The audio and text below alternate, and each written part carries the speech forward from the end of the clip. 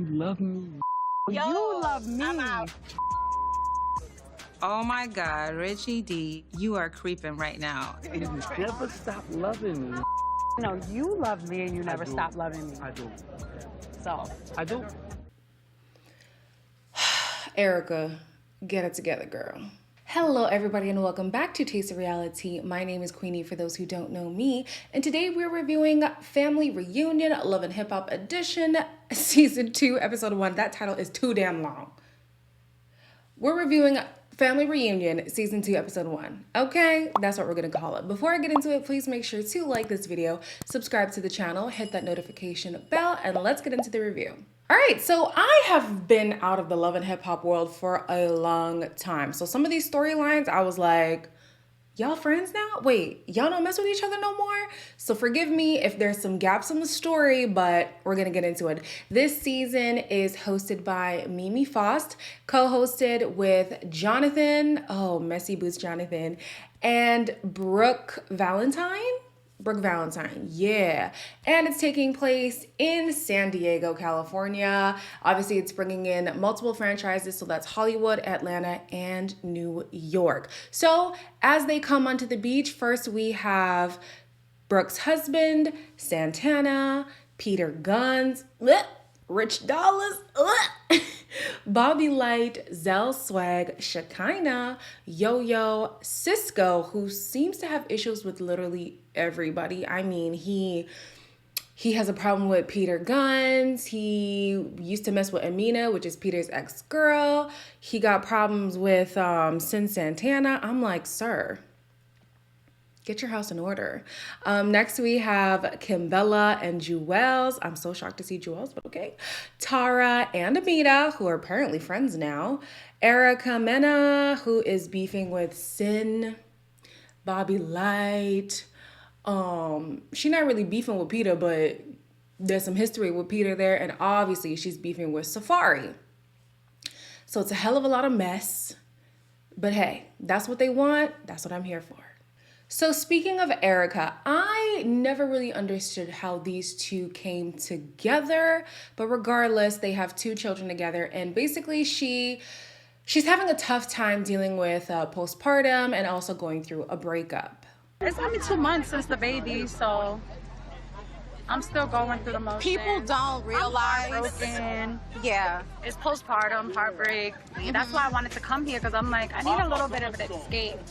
So with Erica, we know Erica is hella messy. Erica loves confrontation, but I'm not really used to seeing her being like in this sensitive, vulnerable state. Maybe it's the fact that she's had children and, you know, being married kind of changes you and the marriage not working out changes you. And then now she's confronted with having to deal with all her exes on the same damn beach. Like, I would be very frustrated. But yeah, she's not having the greatest time. But the Creep Squad is also going through their own issues where apparently Cisco had some beef with Peter Guns, and they had a fight or whatever, and Peter thinks that the fight was unfair. Something, child. It's something. Look at both of them. Arguing about a goddamn fight. That's some childish. The champ is here. He just said it. And that's it. It's over. I ain't talking about no more. Oh, he putting his hand up. Oh, what the going on? I'm not disappointed about your presence. I'm Yo, disappointed Cisco, about your all ass. jokes aside, man. Actually, what you want me to do? No, listen. Wow. Because y'all too grown for that. Then you have Shekinah, who's like, y'all are too grown to be fighting over some petty BS. But then I'm looking at you like, Shekinah, you too, girl, but whatever. The drama within the Creep Squad does not stop the Creep Squad from creeping. We have Rich Dollars, who is trying to spin the block back on his old thing and is hitting on Erica.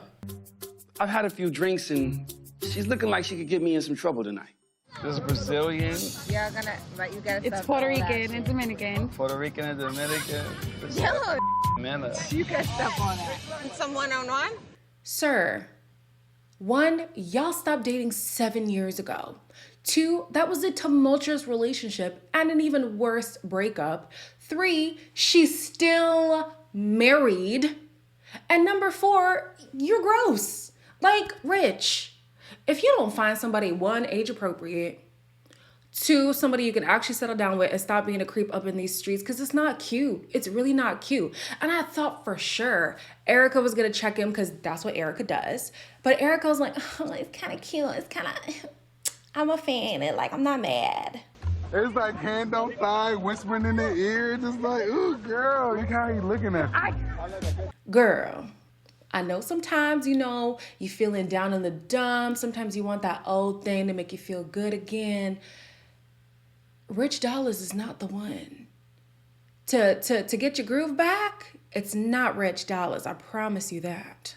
Later in the evening, she shares that, you know, it's all love between her and Rich. She really didn't feel like he was creeping on her. She knows it comes from a good place, but she also shares that her main frustration with Safari and the reason why she feels like they are having such marital issues is because he changed after having children.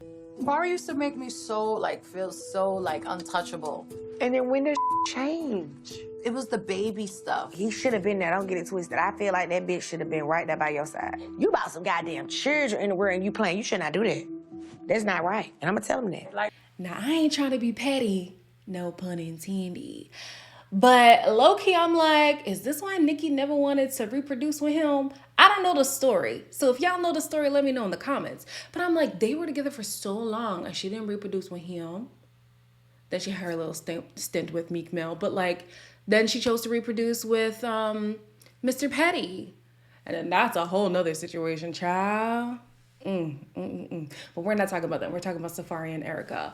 I completely understand her frustration. When you look at Safari, I don't think of somebody who's serious. I think he might show up as a good father, but I would never see him as a good partner, somebody to actually settle down with. And it seems like from the time they got together, it's just been a downward spiral from then. Like, I don't want to completely say it's Safari. Erica comes with her own baggage too, but it just sucks. You know, you're a new mom, you're postpartum, you're dealing with this whack dude. Like, you're trying to get a divorce, but, you know, it's tough. It's tough. And then now she's on a family reunion with 3 exes on the same beach. Child, you'd have to pay me big money for this show. Then you have Rich Dollars, who actually thinks he might have a chance with Erica. Yo, I'm a vibe person. If Erica ain't rocking with you, she ain't speaking to you. Do you see a future with Erica? You know what? I'm here. We actually mingled and it was a decent situation. Baby, if you don't get your life alert and you fill out your AARP, get out of here. You do not have a chance with her. Never had a chance with her. I don't even understand how y'all had a chance 7 years ago, but babe, that ship has sailed. Let it go. Speaking of Erica's exes, though, we have Sin Santana, who's caught the eye of Bobby Gibson. Bobby? Booby. Such a weird name. Booby Gibson, and he's working hard for Santana. I need a friend, Booby. What kind of friend we talking about, though? Because you can't friend zone me. I'm not one of them. You not. I can't. You gonna friend zone me? This ain't gonna work. She kind of got me into the friend zone, but the way I move, it's gonna be tough for her to keep me there. The vibe started off at the beach where she pulled him aside. They had a little cute conversation. And I'm not quite sure if she's just looking for someone to flirt with or if she actually wants to pursue something with him. But she did friend zone him that evening. Although later on in the season, it looks like they do kind of get intimate. And even Cisco's getting mad because Cisco's got history with Sin. Child. It's a lot. But yeah, Sin is kind of getting her groove back too. She says she's focused on her son, just doing her career thing. Even Booby, he's like, yeah, I'm focused on my career and stuff, but right now I'm looking for love. So maybe this could be a love connection. Literally, this whole episode centers around Erica because Erica is either romantically involved or has got some beef with almost every single cast member. So Bobby Light said that he has some issues with Erica because some things that happened on social media. Apparently the blogs were saying that he was coming for her and he was like, I never had an issue with her until there was a situation where Erica's friend jumped him. Long story short, I invited my friend to Safari's birthday party. She jumped out the window. Erica jumped out the window and sent her friend from New York, got her a flight the next day to come antagonize my friend Her friend put online, "That's how I beat your ass." I like, tag me. Erica comments under her post. Let me know when to send the money. Now, it's kind of hard for me to believe that Erica would send a minion to do her dirty work because Erica has never been afraid of confrontation. If Erica's gonna show you she's that girl, she's gonna show you she's that girl. She doesn't need anybody else to prove that she's that girl. Now, it's kind of weird with this whole conversation because they also bring up Erica's internet trolling when she was trolling Sin under a burner account and then turned that account into her daughter's account. She's still denying it, but babes, the blogs be knowing, and you got caught. It's okay. You got caught. You were hurt. You were in your feelings. You're trying to make it seem like it wasn't you, but we know it was you. But yeah, it's just not looking good for Sin right now. Not Sin, for Erica.